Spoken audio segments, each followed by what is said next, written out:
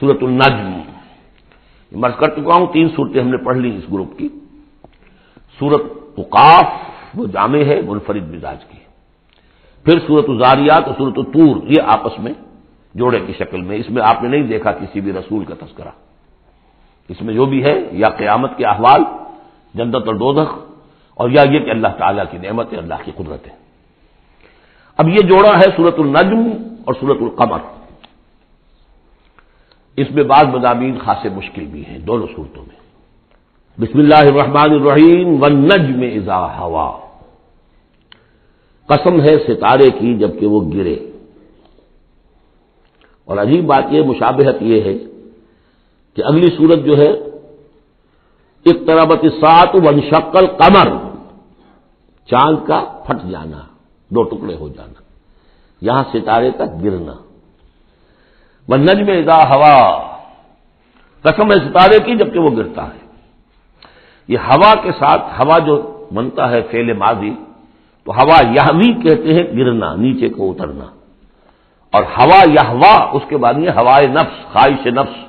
اس سے مضارع یہوا بنتا ہے۔ والنجم اذا ہوا، جب قسم ہے ستارے کی جب وہ گرے، ما ضل صاحبکم وما غوا، ستارہ گرتا ہے، گر سکتا ہے، تمہارا یہ ساتھی محمد صلی اللہ علیہ وسلم یہ نہ بھٹک سکتا ہے نہ گمراہ ہو سکتا ہے۔ ما ضل صاحبکم وما غوا، اور نوٹ کیجئے گا یہ اس کا مثنیٰ جو ہے اس مضمون کا آپ کو ملے گا آخری پارے میں سورہ تکویر میں، وہاں بھی صاحبکم کا لفظ آیا ہے۔ وما صاحبکم بمجنون ولقد رآہ بالافق المبین وما هو علی الغیب بضنین وما هو بقول شیطان الرجیم۔ اصل میں نبی اکرم صلی اللہ علیہ وسلم نے جو حضرت جبرائیل کو دیکھا ہے، ایک تو یہ کہ جب حضرت جبرائیل وحی لے کر آتے تھے تو آپ کو نظر تو کچھ نہیں آتا تھا، فرشتہ نظر تو نہیں آتا تھا،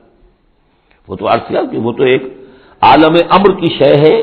اور جو حضور کی شخصیت میں جو عالم امر کا حصہ ہے روح، اس پر براہ راست اس کا نزول ہے، وہ آنکھوں سے نظر نہیں آتا تھا، اس وحی کو آپ اپنے ان کاموں سے نہیں سنتے تھے، وہ تو نغمہ وہی ہے نغمہ کہ جس کو روح سنے اور روح سنائے۔ اور ویسے جب حضرت جبرائیل آتے تھے انسانی شکل میں، وہ ایک بالکل دوسری شکل ہے، وہ تو یہ کہ حضرت داہیہ کلبی جو ہے رضی اللہ تعالیٰ عنہ، وہ بہت حسین صحابہ میں سے بہت صحیح حسین انسان تھے، ان کی شکل میں بالعموم ان کی صورت میں حضرت جبرائیل آتے تھے، لیکن وہ وحی نہیں شمار ہوتی۔ ہم نے ام السنہ وہ حدیث جس میں جبرائیل آئے اور حضور نے فرمایا جبریل تھے جو تمہیں تمہارا دین سکھانے آئے تھے، لیکن وہ قرآن میں نہیں ہے، ام السنہ ہے، وہ ام القرآن نہیں ہے۔ البتہ یہ کہ حضرت جبرائیل کو ان کی اصل ملک کی شکل میں حضور نے اپنی ان آنکھوں سے 2 مرتبہ دیکھا ہے۔ ایک مرتبہ بالکل آغاز میں، جبکہ حضرت جبرائیل جو ہیں ایسے ظاہر ہوئے، حضور اتر رہے تھے غار حرا سے، جبل نور سے، تو آپ کو آواز آئی یا محمد۔ یہ پہلی وحی کے بعد جو فترت ہوئی ہے، کچھ عرصے کے لیے وحی رکی رہی، اس وقت واقعہ پیش آیا۔ آپ نے سامنے دیکھا، پیچھے دیکھا، کوئی نہیں، نظر کوئی نہیں آیا۔ پھر تھوڑی دیر آپ چلے گئے، شاید مجھے کوئی دھوکہ لگا ہے، ایسی میں نے سنا ہے، کوئی آواز نہیں تھی، پھر آیا یا محمد، پھر دیکھا 2-3 مرتبہ کوئی نظر نہیں آیا، کچھ خوف سا محسوس ہوا، تیسری مرتبہ یا محمد، تو اچانک حضور کی نگاہ اوپر اٹھی، تو حضرت جبرائیل فرشتے کی جو اصل شکل ہے اس میں وہ تھے افق پر، اور پورا افق بھرا ہوا تھا اس سے۔ تو اصل ملک کی صورت میں حضرت جبرائیل کو حضور نے اس وقت دیکھا، اور ایک دیکھا ہے پھر عند سدرۃ المنتہا، شب معراج میں، جب ساتھ آئے ہیں لے جانے کے لیے انسانی شکل میں تھے، کوئی سواری بھی ایسی تھی جس کو کہ براق کہا جاتا ہے، وہ بھی محسوس ہے تھی، لیکن یہ کہ جہاں انہوں نے کہا 7ویں آسمان پہ جا کر کہ بس اب آگے میری گنجائش، اب آگے آپ کو اکیلے جانا ہے، اس سے آگے اگر میں گزرا میرے پر جل جائیں گے، بے سوزے تجلا بے سوزن پرم، اگر یکسر منہ برتر پرم، اگر میں نے اب اس سے آگے ایک بال برابر بھی میں آگے بڑھا تو میرے پر جل جائیں گے، اب آگے آپ کا کام۔ اس وقت بھی وہ ان کی اصل شکل میں ظاہر ہوئی حضرت جبرائیل علیہ السلام۔ یہ بات اس لیے ضروری ہے کہ جیسے محدثین جو ہیں وہ اس کی تحقیق کرتے ہیں کہ حضور سے کس نے سنا، اس سے جو روایت کر رہا ہے کہ میں نے اس صحابی سے سنا جو تابعی ہے، آیا ان کی ملاقات بھی ثابت ہے کہ نہیں؟ تابعین کے طبقے کا ایک شخص وہ ہے کہ جس کی عمر ابھی 6 برس کی تھی کہ وہ صحابی فوت بھی ہو گئے، اور وہ کہہ رہا ہے میں نے ان سے سنا، تو پھر وہ حدیث جو ہے محدثین اس کو قبول نہیں کریں گے۔ تو دیکھتے ہیں کہ لنک جو ہے مضبوط ہونا چاہیے۔ روایت ہے نا، ان فلاں ان فلاں ان فلاں، حضور سے فلاں صحابی نے سنا، اس نے سنا، اس تابعی نے سنا، یہ لنک جو ہے یہ ملاقات ثابت ہونی چاہیے۔ تو چونکہ جو حدیث اللہ ہے، یہ قرآن کیا ہے؟ حدیث اللہ، یہ حدیث ہے، احسن الحدیث اللہ الذی انزل احسن الحدیث کتابا متشابہا مثانیہ، یہ ہم پڑھ چکے ہیں سورہ زمر میں۔ اس حدیث کا یہ حدیث اللہ سے کس نے سنا؟ جبرائیل نے۔ جبرائیل سے کس نے سنا؟ محمد نے۔ تو ان کی ملاقات ثابت ہے۔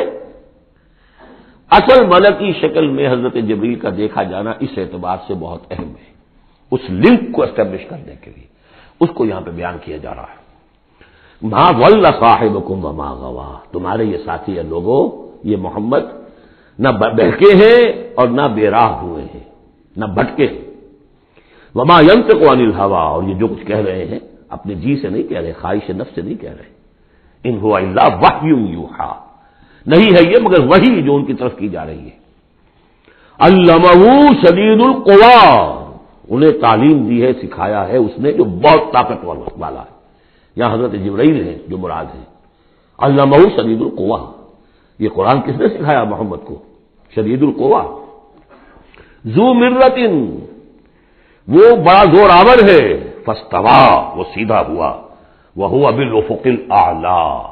اور افق اعلی کے اوپر وہ محمد کو نظر آ رہا تھا صلی اللہ علیہ وسلم۔ ثم دنا فتدلی، پھر ذرا نیچے کو لٹکا، قریب آیا، فکان قاب قوسین او ادنی، اور پھر وہ اتنے قریب آ گیا کہ جیسے 2 کمانوں کا فاصلہ ہو یا اس سے بھی قریب۔ فاوحی الی عبدہ ما اوحی، پھر اس نے وحی کی اللہ کے بندے کی طرف جو وحی کی۔ وہ وحی کون سی تھی؟ وہ ہے اصل میں وحی رسالت۔ وحی نبوت جو تھی وہ تو شروع میں آ چکی، اس کے بعد یہ فترت ہو گئی تھی، کچھ وقفہ پڑ گیا تھا۔ شروع میں وحی جس سے کہ حضور کی نبوت کا ظہور ہوا ہے وہ تو ہے اقرا بسم ربک الذی خلق، خلق الانسان من علق، اقرا وربک الاکرم الذی علم بالقلم، علم الانسان ما لم یعلم۔ لیکن اب یہ سورہ مدثر کی آیات اس وقت نازل ہوئی، یا ایھا المدثر، جب حضور گھر آ گئے اور پھر آپ نے اپنی اہلیہ سے کہا، خوف زدہ تھے جو بھی منظر دیکھا تھا، ملک کی شکل، فرشتے کی شکل، اب وہ تو حضور ہی نے دیکھا جو دیکھا، ہم تو نہیں سمجھ سکتے کہ آپ نے کیا دیکھا، لیکن یہ کہ اس کے بعد آپ آئے، آپ نے کہا مجھے کمبل اڑا دو، لحاف اڑا دو، لحاف اوڑھ کر آپ لیٹ گئے، تو پھر وہ وہی یا ایھا المدثر قم فانذر وربک فکبر، اے لحاف میں لپٹ کر لیٹنے والے کھڑے ہو جاؤ اور خبردار کرنا شروع کر دو لوگوں کو۔ اور تمہاری اس دعوت کا نقطۂ آغاز تو انذار ہے، اور اس کا ہدف دنیا میں تکبیر رب ہے، رب کو بڑا کرو، اس کی بڑائی منواؤ، اس کی بڑائی نافذ کرو، اس کا نقشہ کھینچا گیا ہے۔ علمہ شدید القوی ذو مرۃ فاستوی وہو بالافق الاعلی ثم دنا فتدلی فکان قاب قوسین او ادنی فاوحی الی عبدہ ما اوحی ما کذب الفؤاد ما رأى، جو کچھ انہوں نے دیکھا ان کے دل و دماغ نے اسے جھٹلایا نہیں، یہ نہیں کہا کہ نہیں یہ کیا ہے۔ دیکھیے ایسا ہوتا ہے کہ غیر معمولی سی بات آپ دیکھیں تو ایک شخص ہو جاتا میں خواب دیکھ رہا ہوں یہ حقیقت دیکھ رہا ہوں، آنچنی بینیم بیداری تو یارم یاب خواب، اے اللہ جو میں دیکھ رہا ہوں یا ہم دیکھ رہے ہیں یہ بیداری میں دیکھ رہے ہیں، یہ خواب میں دیکھ رہے ہیں، وہ غیر متوقع چیز۔ لیکن نبی کو کوئی شک نہیں ہوا، ما کذب الفؤاد ما رأى، یکسوئی کے ساتھ دل و دماغ اور جو بھی آپ کی آنکھ دیکھ رہی تھی ان میں کوئی کانفلکٹ نہیں تھا۔ ما کذب الفؤاد ما رأى فتمارونہ علی ما یری، تو کیا تم اس سے جھگڑتے ہو اس چیز پر کہ جسے وہ دیکھ رہا ہے؟ اقبال نے کہا نا کہ قلندر ہرتے گوید دید گوید، جو شخص اپنا دیکھی ہوئی چیز بیان کر رہا ہے تم اس سے جھگڑ رہے ہو، تمہارے لیے تو وہ ایک غیب کی خبر ہے، اس نے تو دیکھا ہے۔ افتمارونہ علی ما یری وَلَقَدْ رَآهُ نَزْلَةً أُخْرَىٰ، اس نے تو ایک مرتبہ اور بھی دیکھا، کہاں دیکھا؟ عند سدرۃ المنتہی، شب معراج میں سدرۃ المنتہی، کوئی بیری کا درخت ہے، وہ کیسی بیری ہے؟ ساتویں آسمان کی بیری، وہ آخری حد ہے، مخلوق کوئی اس سے آگے نہیں جا سکتی۔ اس سدرۃ المنتہا، منتہا نہایت، حد، جہاں کی حد ہو گئی، وہاں تک حضور پہنچے ہیں، سدرۃ المنتہا تک۔ اندہا جنت الماوا، اور سب سے اونچی جو جنت ہوگی جنت الماوا، وہ اس کے قریب ہی ہے، وہ بھی ساتویں آسمان پر ہے۔ یہ تو درجہ بدرجہ ترقی ہوتی جائے گی نا۔ پہلی ضیافت جو ہے، پہلی نزل جو ہے، وہ تو اسی زمین پر ہو جائے گی، پھر جو ترقی ہوگی اپنے اپنے مدارج، اپنے اپنے مراتب، اپنے اپنے مقامات، اپنے اپنے ایمان کی گہرائی، اپنے اپنے اعمال صالحہ، اپنا اپنا انفاق مال و جان، اس کے حوالے سے درجے ہوں گے۔ اندہا جنت الماوا اذ یغشی السدرۃ ما یغشی، جبکہ ڈھانپے ہوئے تھا اس بیری کو جو ڈھانپے ہوئے تھا۔ اب تمہیں کیا بتائیں کیا ڈھانپے ہوئے تھا، تم نہیں سمجھ سکتے۔ دیکھیے کس طریقے سے اذ یغشی السدرۃ، کوئی انوار الہیہ کا کوئی ایسا نزول ہے وہاں جو زبان سے ادا نہیں ہو سکتا، کوئی الفاظ نہیں ہے کہ جو ان کی تعبیر کر سکے، اس پر انوار الہیہ کا کوئی نزول ہے۔ اذ یغشی السدرۃ ما یغشی، جبکہ چھایا ہوا تھا اس بیری کے اوپر جو چھایا ہوا تھا، جبکہ ڈھانپا ہوا تھا اس بیری کو جس میں ڈھانکا ہوا تھا۔ ما زاغ البصر وما طغی، نبی کی آنکھ اس وقت نہ کج ہوئی نہ حد سے بڑھی۔ یہ دو انتہائیں ہوتی ہیں، ایک تو یہ کہ آپ کسی انٹینس لائٹ کو فیس نہ کر سکے تو نگاہ ہٹائیں گے آپ، یا جھپک لیں گے، فیس نہیں کر سکتے اگر آپ میں ہمت نہیں، استعداد نہیں ہے۔ نبی کا ظرف اتنا تھا کہ ان انوار الہیہ کا براہ راست مشاہدہ کیا ہے، اور نگاہ آپ کو ادھر ادھر کرنے کی ضرورت پیش نہیں آئی۔ لیکن طغا ایک حد ادب بھی ہوتا ہے جس سے آگے انسان کو نہیں جانا چاہیے۔ نگاہ جو ہے اس نے بے ادبی کی روش بھی اختیار نہ کی۔ علامہ اقبال نے، واقعہ یہ ہے کہ اس آیت کو میں نے سمجھا علامہ اقبال کے ایک شعر سے، اور اکثر و بیشتر لوگ نہیں سمجھ سکے اس آیت کو۔ ذوق و شوق کے نام سے جو ان کی نظم ہے بال جبریل میں، وہ میرے نزدیک ان کے شاعرانہ جو ان کی استعداد ہے اس میں بلند ترین نظم ہے وہ۔ جہاں تک پیغام ان کا جو ہے امت مسلمہ کے لیے، اس کے لیے ابلیس کی مجلس سے شورا، وہ کلائمیکس ہے، اور وہ ہے بھی ان کے آخری زمانے کی نظم ہے، سن 36 میں انہوں نے کہی ہے۔ اس کے بعد تو بیماری اتنے رہے ہیں، بہت کم اشعار کہے، لیکن اس میں ذوق و شوق میں ایک شعر ہے، عین وصال میں مجھے حوصلہ نظر نہ تھا، عین وصال میں مجھے حوصلہ نظر نہ تھا، گرچہ بہانہ جو رہی میری نگاہ بے ادب، میری نگاہ بے ادب بہانہ تلاش کرتی رہی کہ میں مشاہدہ براہ راست کروں، حالانکہ عین وصال ہے اس وقت، لیکن یہ کہ میرے اندر حوصلہ نہ تھا کہ میں حسن کا براہ راست مشاہدہ کر سکوں۔ عین وصال میں مجھے حوصلہ نظر نہ تھا، گرچہ بہانہ جو رہی میری نگاہ بے ادب۔ یہاں ان دونوں چیزوں کے برعکس بات ہے جو اقبال اپنے بارے میں کہہ رہا ہے۔ میں تو بے ادب بھی ہوں، اور میں تو چاہتا تھا کسی طریقے سے حد ادب سے تجاوز کر کے دیکھوں، لیکن میرے اندر تو حوصلہ نہیں تھا۔ محمد میں وہ حوصلہ تھا، دیکھا ہے، براہ راست دیکھا ہے، نگاہ جما کر دیکھا ہے، لیکن ایک حد سے تجاوز نہیں کیا، حد ادب کے اندر رہے۔ ما زاغ البصر وما طغی، لقد رأى من آیات ربہ الکبریٰ، دیکھا انہوں نے اپنے رب کی عظیم ترین آیات کو۔ اب وہاں جا کر جو مشاہدہ ہوا ہے وہ تو اللہ کی عظیم ترین آیات کا ہے، اور اسی سے در حقیقت دلیل ہے ام المومنین حضرت عائشہ صدیقہ رضی اللہ تعالی عنہ اور حضرت عمر رضی اللہ تعالی عنہ کا جو قول ہے، شب معراج میں بھی حضور نے اللہ کو نہیں دیکھا، اللہ کی عظیم ترین آیات کو دیکھا، جو تجلی تھی اس وقت اللہ کی۔ حضرت عائشہ صدیقہ کا کہنا تو یہ کہ نور لا یرا، وہ نور ہے، دیکھے کیسا جا سکتا ہے۔ بہرحال وہاں بھی قرآن جو کہہ رہا ہے وہ یہ نہیں کہہ رہا ہے کہ اللہ کو دیکھا، نہیں، جیسے کہ وہ جو شب معراج میں پہلا سفر کا حصہ تھا زمینی، مسجد حرام سے مسجد اقصی تک، سبحان الذی اسریٰ بعبدہ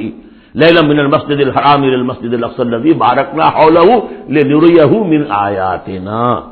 وہاں پر بھی اللہ نے اپنی آیات کا مشاہدہ کرایا، لیکن وہ زمینی آیات ہیں اللہ کی، وہ برکات جو ہیں زمینی ہیں۔ یہ تجلی جو ہو رہی ہے یہ ہو رہی ہے اس سدرۃ المنتہا پر، آخری حد ہے، مخلوق کی آخری حد ہے، اس سے آگے کہیے حرم ہے، حریم ذات ہے اللہ کی، جس میں کسی غیر کا کوئی دخل ممکن نہیں۔ اس حد پر جا کر جو وہاں تجلیات باری تعالیٰ تھے ان کا مشاہدہ کیا ہے۔ لقد رأى من آیات ربہ الکبریٰ افرأیتم اللات والعزیٰ، اب یہاں مضامین وہی شروع ہو گئے ہیں جو مکی صورتوں کے ہیں۔ تو کیا تم نے دیکھا ہے، دیکھو تو غور تو کرو تم لوگوں، تم نے اللات اور عزیٰ کے بارے میں غور کیا، اور منات الثالثۃ الاخری، تم نے یہ تین دیویاں بنا رکھی ہیں۔ الکم الذکر ولہ الانثیٰ، کیا تمہارے لیے تو مذکر بیٹے تمہیں پسند ہیں اور اسے تم نے بیٹیاں الاٹ کی ہیں؟ دل کا اذن قسمت ضیزا، یہ تو بڑی بھونڈی تقسیم ہے جو تم نے کی ہے، کہ خود اپنے لیے بیٹے پسند ہے، اللہ کو الاٹ بھی کی تو بیٹیاں، اور ان کی حقیقت کوئی ہے ہی نہیں۔ ان ہی الا اسماء سمیتموها انتم وآباؤکم، یہ کچھ نہیں ہے سوائے اس کے کچھ نام ہیں جو دھر لیے ہیں تم نے اور تمہارے آباء و اجداد نے۔ ما انزل اللہ بہا من سلطان، اللہ نے ان کے لیے کوئی سند نہیں اتاری۔ ان یتبعون الا الظن وما تهوى الانفس، یہ نہیں پیروی کر رہے مگر اپنے صرف ظن کی، اپنے گمان کی، ظن و تخمین، اٹکل پچو، یا تهوى الانفس جو خواہش نفس ہے، وشفل تھنکنگ ہے، انہوں نے کچھ چیزیں بنا لی ہیں اپنی خواہشات ہی کو عقائد کی شکل دے دی ہے۔ وَلَقَدْ جَاءَهُم مِّن رَّبِّهُمُ الْهُدَىٰ، جبکہ ان بدبختوں کے پاس ان کے رب کی طرف سے یہ الہدا آ گیا، قرآن آ گیا، محمد آ گئے۔ ام للانسان ما تمنا، کیا انسان کو وہ مل جائے گا جس کی وہ آرزو کرتا ہے؟ فللہ الآخرۃ والأولیٰ، آخرہ اور اولا، اولا دنیا، سب اگلا پچھلا، آخرہ اور دنیا سب کا اختیار مطلق اللہ کے ہاتھ میں۔ وَكَمْ مِن مَلَكٍ فِي السَّمَاوَاتِ لَا تُغْنِي شَفَاعَتُهُمْ شَيْئًا، اور کتنے ہی فرشتے ہیں آسمانوں میں کہ ان کی شفاعت ان کے کسی کام نہیں آئے گی، وہ شفاعت کر رہے ہیں للذین آمنوا، اللہ ان کو بخش دے جو ایمان لائے، ان کے حق میں کوئی شفاعت نہیں کرے گا۔ جیسے کہ ہم پڑھتے ہیں سورہ غافر میں، سورہ مومن میں، فرشتے جو ہے یستغفرون لمن فی الارض، زمین والوں کے لیے استغفار کرتے ہیں، لیکن ان کے لیے کوئی سفارش نہیں ہے۔ لا تغنی شفاعتہم شیئا الا من بعد ان یأذن اللہ لمن یشاء ویرضی، وہ تو جس کے لیے اللہ اجازت دے گا، چاہے گا، اس کو اجازت ہوگی تو اس کو فائدہ پہنچے گا۔ ان الذین لا یؤمنون بالآخرۃ لیسمون الملائکۃ تسمیۃ الانثی، یہ لوگ کہ جو آخرت پر ایمان نہیں رکھتے انہوں نے فرشتوں کے نام رکھ دیے ہیں مؤنث، یہ فرشتوں کے نام پر انہوں نے اپنے خیال کے مطابق یہ دیویاں جو ہے وہ گھڑ لی تھی۔ ما لہم بہ من علم، ان کے پاس کوئی علم نہیں، کوئی دلیل نہیں، نہ عقلی دلیل اور نہ کوئی اللہ کی اتاری ہوئی کسی کتاب سے کوئی سند۔ ان یتبعون الا الظن، وہ نہیں پیروی کر رہے مگر صرف ظن کی، گمان کی۔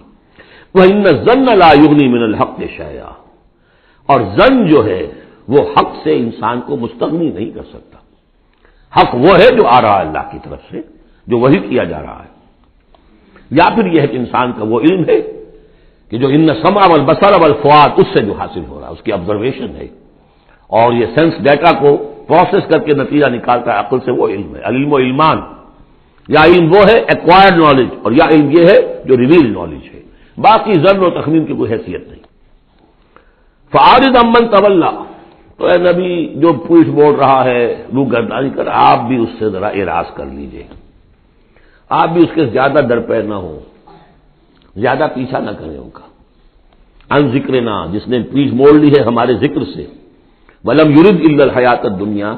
اور اس کا کوئی مقصد نہیں ہے سوائے دنیا کی زندگی کے، اس نے مطلوب بنایا دنیا کی زندگی۔ وہ ہم سورہ بنی اسرائیل میں پڑھ چکے ہیں یہ مضمون، من کان یرید العاجلۃ عجلنا له فیہا ما نشاء لمن نرید ثم جعلنا له جہنم یصلاها مذموما مدحورا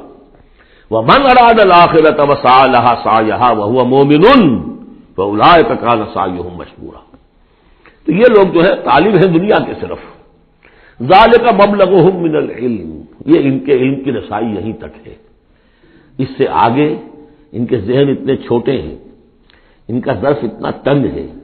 کہ آخرت کا علم جو ہے وہ ان کے ذہنوں میں آ ہی نہیں رہا۔ حالانکہ ذرا وسعت ظرف ہو تو انسان سوچے کہ کیا بس یہی دن عمر دراز مانگ کے لائے تھے، 4 دن، 2 آرزو میں کٹ گئے، 2 انتظار میں، کیا یہ زندگی ہے؟ اشرف المخلوقات، مسجود ملائک، اور زندگی یہ 30 40 50 برس؟ تو اسے پیمانہ روز و فردا سے نہ لاپ، جاویداں ہردم جواں پہم دواں ہے زندگی، وہ زندگی تو بہت طویل ہے۔ ذالک مبلغہم من العلم، یہ دنیا ہی کے اندر الجھ کر رہ گئے، یہی ان کی پہنچ ہے، رسائی ان کی علم میں اور فہم میں یہیں تک ہے۔ ان ربک هو اعلم بمن ضل عن سبیلہ، یقیناً آپ کا رب خوب جانتا ہے ان کو بھی کہ جو اس کی راہ سے بھٹک گئے، وہو اعلم بمن اہتدی، اور وہ خوب جانتا ہے ان کو بھی جو ہدایت پر ہیں۔ وللہ ما فی السماوات وما فی الارض، اور یقیناً اللہ ہی کا ہے جو کچھ کہے آسمانوں میں اور جو کچھ کہے زمین میں۔ لیجزی الذین اساؤوا بما عملوا، تاکہ وہ بدلہ دے ان کو جنہوں نے سیئات کمائی ہیں، برائی کمائی کی ہے، بری کمائی کی ہے، ان کو برا بدلہ ملے۔ ویجزی الذین احسنوا بالحسنى، اور بدلہ دے وہ ان کو جنہوں نے نیک کام کیے، اچھے کام کیے، اچھائی کا بدلہ۔ الذین یجتنبون کبائر الاثم والفواحش الا اللمم، دیکھیے تیسری مرتبہ وہ مضمون آ رہا ہے، بڑے بڑے گناہ ان سے بچو، کبائر سے بچو، پہلے یہ طے کرو۔ اصل میں تو ان کا مرحلہ اثر کرنا مشکل ہے، ہوتا کیا کبائر میں سے کسی ایک کو تو آدمی کہتا ہے مجبوری ہے جی کیا کروں، اس میں تو ملوث ہے، اب سود کے بغیر تو نہیں ہے، صاحب فیکٹری چلانی ہے، مل چلانا کیسے ہوگا، لہٰذا یہ تو میری مجبوری ہے۔ ملازم کہے گا رشوت کے بغیر تو گزارا نہیں ہوتا، کہاں سے میں بچوں کی تعلیم کا بندوبست کروں، کہاں سے لاؤں، مکان کا کرایہ کہاں سے دوں۔ ایک دفعہ میں جا رہا تھا وابدہ ہاؤس میں، آڈیٹوریم میں، وابدہ آڈیٹوریم میں ایک سیرت کی تقریر تھی میری، تو جو مجھے گاڑی لینے آئی اس کے ڈرائیور کو میں نے دیکھا کہ بڑا نوجوان سمارٹ تھا، تو میں نے اس سے گفتگو ایسے درمیان میں کی، تو میں نے کہا کہ بھائی کوئی تیل ویل بیچتے تو نہیں ہو؟ کیوں جی بیچتے ہیں، ضرور بیچتے ہیں، دھڑلے سے بیچتے ہیں اور ان کو بتا کے بیچتے ہیں، اور ہم ان سے کہتے ہیں کہ ذرا جو تنخواہ آپ ہمیں دے رہے ہیں اس میں ہمیں ایک کمرے کا مکان لاہور میں لے دیں، پھر ہم تیل نہیں بیچیں گے۔ دلیل ہے کہ بہرحال کبائر کو تو آدمی نے کر لیا کسی نہ کسی دلیل سے اپنے لیے جائز۔ بھائی اگر نہیں ہوتا گزارا تو تم چھابڑی لگاؤ نا، چھابڑی والا تو لے آتا ہے شام تک، جو اینٹیں دھو رہا ہے وہ بھی شام کو 60 روپے لے رہا ہے، تو 70 روپے لے رہا ہے، 100 روپے لے رہا ہے، کیوں ڈرائیوری کر رہے ہو، کیوں حرام کو نہیں کرتے؟ لیکن نہیں، کبائر کو تو ایک ایک سب نے اپنے لیے ایک گناہ تو جو ہے حلال کیا ہوا ہے۔ اب سارا زور آیا کہ صغائر کے اوپر، چھوٹی چھوٹی چیزوں پر، اسی پر بحثیں ہیں، اسی پر من دیگرم تو دیگری، تم اور ہو میں اور ہوں، تم نے یہ آمین زور سے کہہ دی تم اور ہو گئے میں اور ہوں، تم نے رفع دین کر دیا تم کوئی اور ہو، کوئی اور مخلوق کی کوئی اور ہو، کہیں شاید مریخ سے آ گئے ہو، اور مسجد سے نکلے تو مسجد کو دھویا جائے گا۔ یہ تو فرمایا الذین یجتنبون کبائر الاثم والفواحش، وہ لوگ جو بڑے بڑے گناہوں سے اور فحش سے،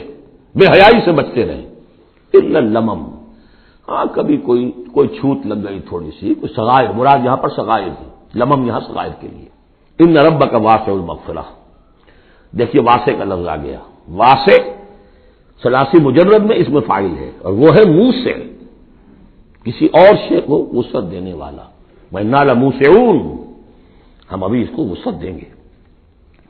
ان ربک واسع المغفرہ، یقیناً آپ کا پروردگار جو ہے بہت بہت وسیع مغفرت والا ہے، وہ عالم بکم، اور وہ تمہیں خوب جانتا تھا اس وقت بھی اذ انشاکم من الارض، جبکہ تمہیں زمین سے اس نے اٹھایا، تمہاری تخلیق کا مادہ جو ہے وہ مٹی سے جب آغاز کیا، وَإِذْ أَنْتُمْ أَجِنَّةٌ فِي بُطُونِ أُمَّهَاتِكُمْ، اور وہ اس وقت بھی تمہیں دیکھ رہا تھا اور تم سے واقف تھا جبکہ تم اپنی ماؤں کے پیٹوں میں جنین کی شکل میں تھے۔ فَلَا تُزَكُّوا أَنفُسَكُمْ، تو اپنے آپ کو بڑا مزکا اور بہت نیک اور بہت متقی نہ سمجھو، اللہ کو معلوم ہے، اللہ عالم بمن اتقى، وہ عالم بمن اتقى، وہ خوب جانتا ہے جو تقوی والا ہے۔ وہی مثال آئے گی تھوتھا چنا باجے گھنا، جہاں حقیقت تقوی نہیں ہوتی وہاں مظاہر تقوی پر بہت زور ہوتا ہے، حقیقت تقوی ہے نہیں، حرام خوری ہے، لیکن یہ کہ مظاہر تقوی کے اوپر زور اس لیے دیا جائے گا، چھوٹی چیزوں کے اوپر امتیاز اس لیے ہوگا۔ فلا تزکوا انفسکم، نہ اپنے آپ کو سمجھو بڑے متقی اور بڑے پاک اور بڑے پاک باز،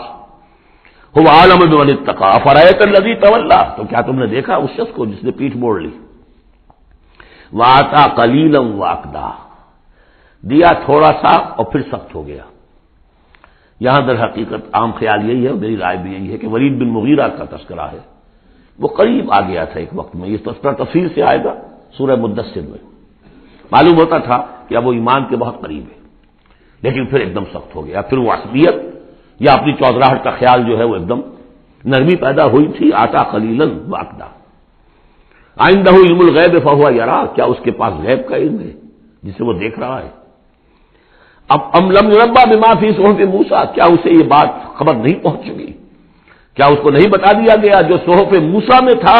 وہ ابراہیم الذی وفا، اور ابراہیم کے صحیفوں میں تھا جس نے پورا وفا کر دی، اپنی ہر پوری وفا کی انتہا کر دی اپنے پروردگار کے ساتھ، وفا۔ تو صحف ابراہیم و موسیٰ یہ آخری پارے میں بھی سورۃ الاعلی میں آئے گا، اور یہ ہے جو میں نے پہلے بھی عرض کیا تھا کہ صحف ابراہیم کہاں ہے؟ صحف موسیٰ تو first 5 books of the old testament, لیکن وہ کہاں ہے صحف؟ گمان ہے میرا واللہ عالم کہ ہندوستان میں جو ہندوؤں کے اپنشدس ہیں وہ صحف ابراہیم کی بگڑی ہوئی شکلیں ہیں،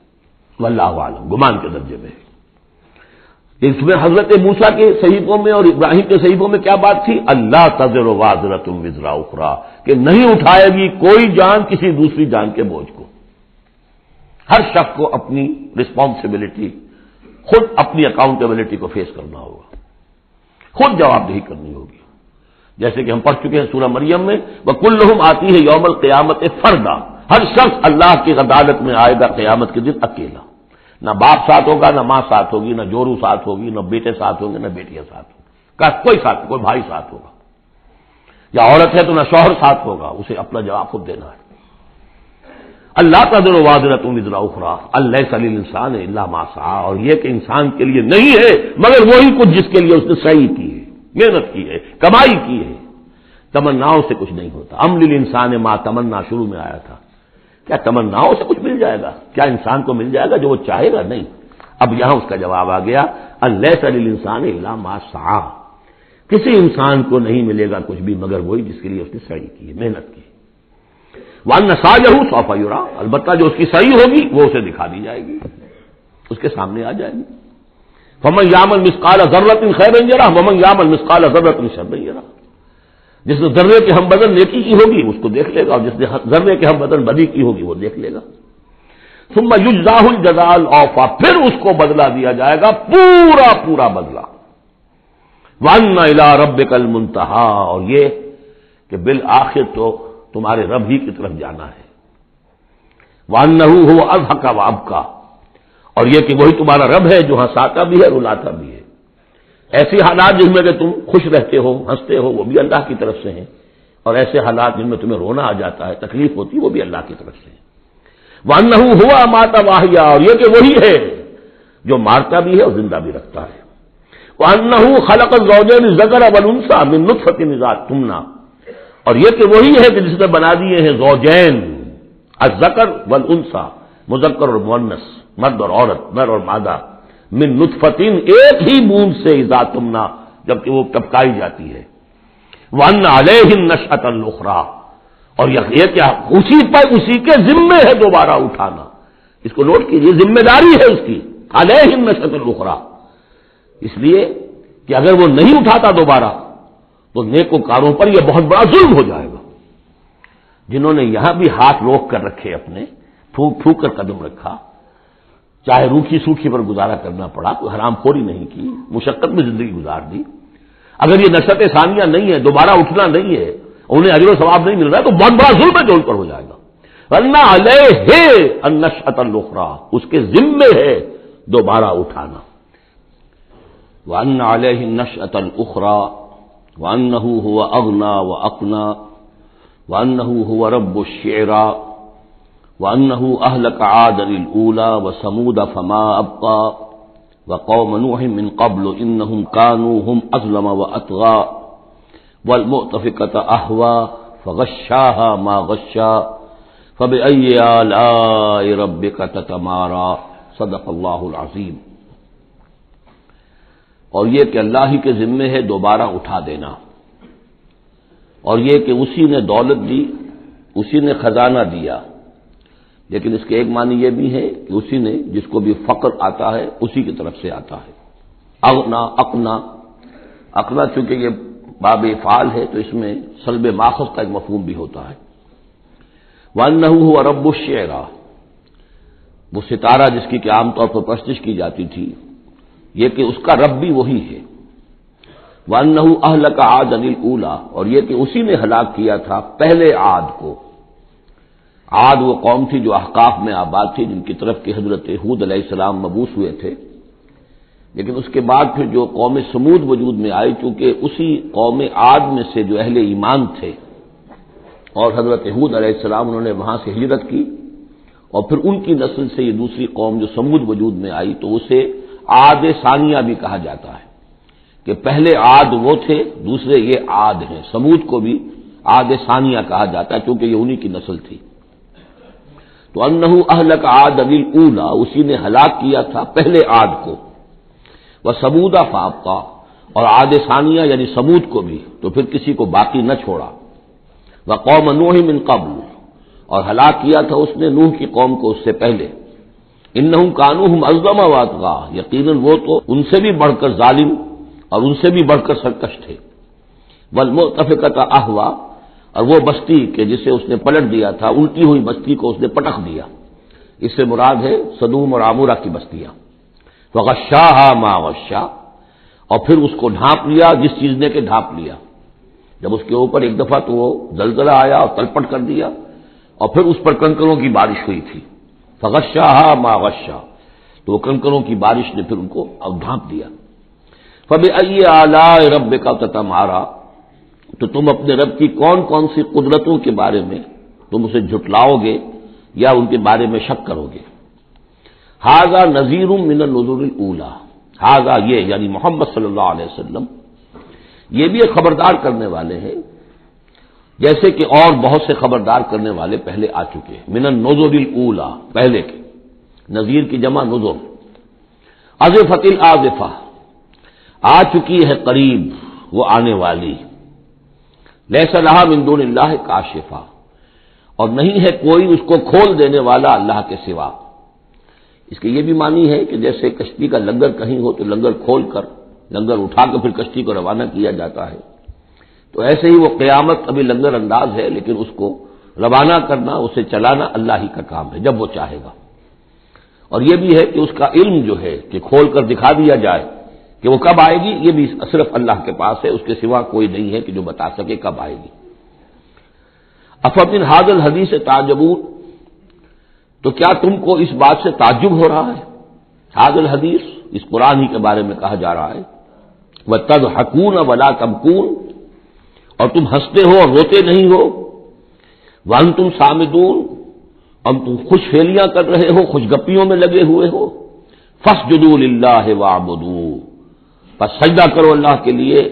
اور اسی کی بندگی کرو، اسی کی پرستش کرو، سجدہ کر لیجیے۔ اس سورہ مبارکہ میں جو زور خطابت ہے، جیسا کہ میں نے پہلے عرض کیا کہ ہم لوگ اس کا صحیح اندازہ نہیں کر سکتے۔ یہ جو عربوں کا ایک ذوق تھا، بڑے بڑے خطیب ان کے ہاں ہوتے تھے، خود حضور نے فرمایا ہے کہ ان من الشعر لحکمۃ وان من البیان لسحرا، بہت سے شعر ایسے ہوتے ہیں کہ جو حکمت پر مبنی ہوتے ہیں، حکمت کے خزانے، اور بہت سے بیان، بہت سے خطبے، بہت سی تقاریر ایسی ہوتی ہیں کہ جن میں جادو کا اثر ہوتا ہے۔ تو اس خطبے کے اندر جو خطابت کا جوش ہے، جیسا کہ میں نے عرض کیا، اب ظاہر بات ہے کہ وہ عرب اور خاص طور پر جو کہ پوری فصاحت اور بلاغت سے واقف ہوں وہ سمجھتے ہیں، لہذا اس کے بارے میں جو رائے آتی ہے وہ یہ ہے کہ آپ نے جس مجمع میں کھڑے ہو کر یہ سورت سنائی تو پورا کا پورا مجمع جو ہے دب بخود رہا، اور وہ ساکت و صامت ہو کر اس کو سنتے رہے۔ وہ کافر بھی تھے، اہل ایمان بھی تھے، بڑے بڑے دشمن بھی تھے حضور کے، لیکن یہ کہ اس کا ایسا زور تھا، اتنا اثر تھا، اتنی تاثیر تھی کہ دم بخود رہے، اور آخر میں جب حضور نے یہ آیت پڑھی تو سب کے سب سجدے میں گر گئے۔ البتہ بعد میں پھر انہوں نے بات بنا لی ایک، اور وہ واقعہ ہے تلقا غرانیق العلا کا، جب ان سے کہا گیا تم بھی سجدے میں گر پڑے محمد صلی اللہ علیہ وسلم کا یہ کلام سن کر یا قرآن ان کی زبان سے سن کر، تو انہوں نے کہا کہ ہم نے تو سنا تھا کہ اسی میں انہوں نے یہ بھی فرمایا تھا جہاں ذکر آیا ہے افرأیتم اللات والعزی ومناۃ الثالثۃ الاخری، تو وہاں محمد نے یہ بھی کہا تھا تلک الغرانیق العلا وان شفاعتہن لترتجی، یہ بڑی اونچی دیویاں ہیں، بڑی اونچے مقام والی دیویاں ہیں، یہ لات اور منات اور عزا، اور یہ کہ ان کی شفاعت کی توقع ہے، شفاعت کریں گے۔ تو ہم نے چونکہ یہ آیت بھی سنی تھی، یہ بھی سنا تھا ان کے زمان سے، لہذا ہم نے سمجھا کہ بس اب جھگڑا ختم ہو گیا، اور محمد نے بھی ہماری دیویوں کو کسی درجے میں مان لیا، جھگڑا تو یہی تھا، لہذا ہم بھی ان کے ساتھ سجدے میں گر گئے۔ لیکن یہ گویا کہ ان کی سکون سازی تھی، یا یہ کہ بعض علماء کی یہ تعویل ہے کہ ہو سکتا ہے کسی شیطان نے جب کہ حضور پڑھ رہے تھے تو یہ الفاظ پڑھ دیے ہوں آواز ملا کر اور انہوں نے سنے ہوں، واللہ عالم۔ لیکن میرے نزدیک یہ اصل میں اس صورت کی تاثیر تھی، اس کی اتنی ہیبت تھی اس میں کہ اس کے نتیجے میں جب آخر میں یہ حکم آیا سجدہ کرو اللہ کو اور بندگی کرو اسی کی، تو وہ سب کے سب گویا کہ بے اختیار جسے ہم کہتے ہیں، فَأُلْقِيَ السَّحَرَةُ سَاجِدِينَ، جیسے القیہ کا لفظ آیا ہے کہ وہ جادوگر جو تھے حضرت موسیٰ علیہ السلام کا جو مقابلہ کرنے آئے تھے، فعل مجہول ہے، گرا دیے گئے جادوگر سجدے میں، جیسے کسی نے ان کو پکڑ کر اور الٹا کر دیا اور سجدے میں گرا دیا، یعنی بے اختیار کرنا انسان کا۔ تو ایسا ہی معاملہ اس صورت کے سننے پر بھی ہوا ہے، واللہ عالم۔